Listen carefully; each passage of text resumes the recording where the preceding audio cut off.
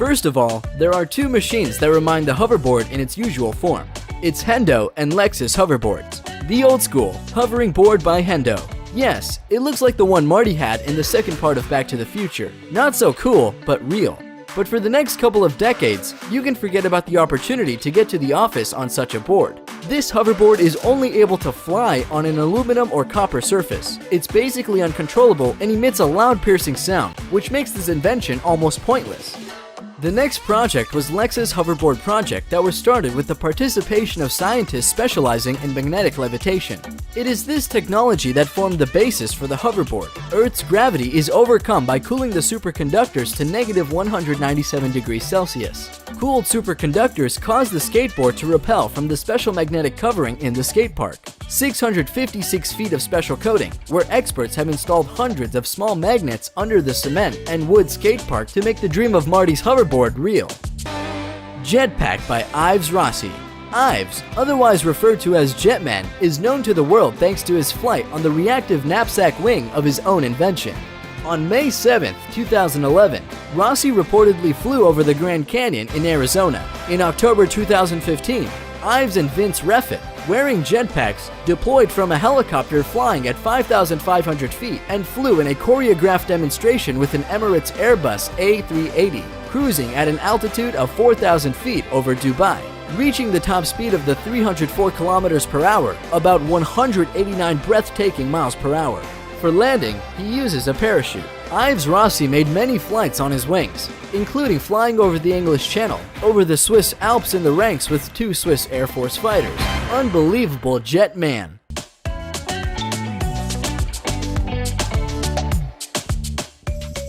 Now, we turn to the list of real jetpacks. And the first among all is Jetpack Aviation's JB9, that bills itself as the world's only jetpack. The device can carry a total of 10 gallons of kerosene and uses small-scale airplane engines mounted to each side that provides upward thrust. These engines mix ambient air with their exhaust gases to bring temperatures down to a comfortably warm airstream that can keep users floating in the air. David Mayman, the Australian inventor of JB9, debuted his device by flying it over the Hudson River and around the iconic New York landmark. On the left hand, I've got a twist grip controlling yaw, says Mayman. If I turn my hand to the left, I spin to the left. You'll see some little yaw vanes at the bottom of each engine, a little cup that tilts backward and forward. To go forward or backwards, which requires pitch, effectively what I'm doing is pushing both handles down.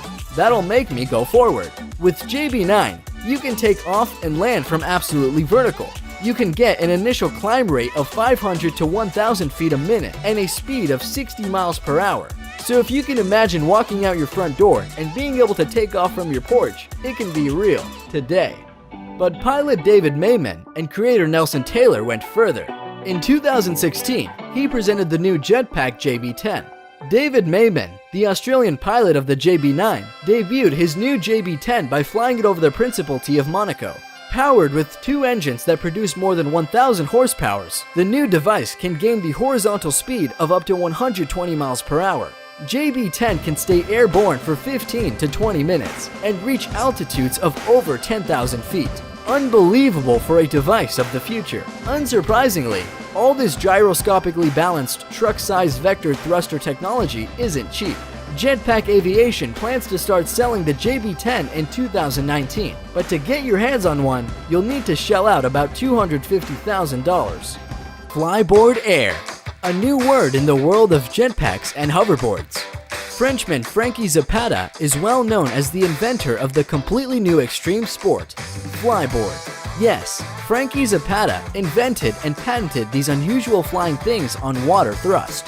The new flying board is devoid of all connection with the earth. No more hoses, no water, no hydrocycles. Only you and the flyboard with its built-in powerful turbine at the bottom. It is stored on the pilot's back in a special tank.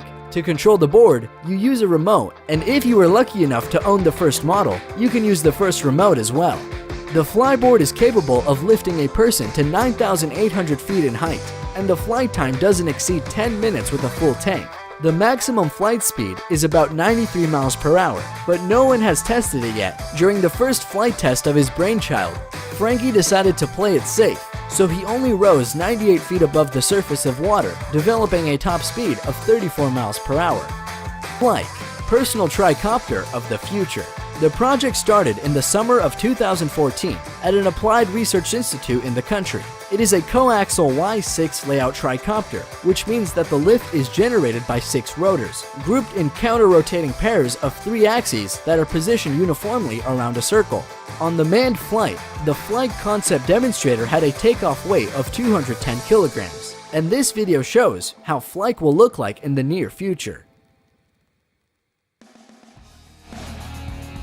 Flying Kitty Hawk machine itself doesn't look so much like a flying car as it does a majestic giant drone, upon which our Silicon Valley superiors can soar over our heads like modern-day knights on their geeky steeds. Powered by 8 propellers, Kitty Hawk can reach speeds of 25 miles per hour.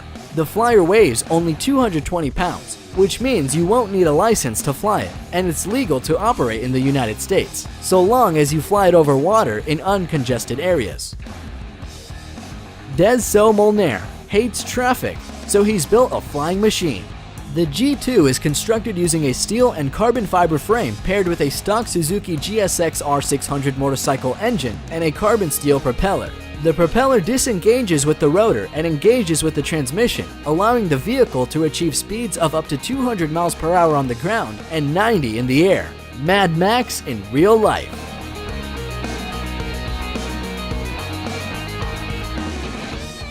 Hoverboard. This hoverboard consists of 8 propellers, which lift it into the air. The device is made out of carbon fiber.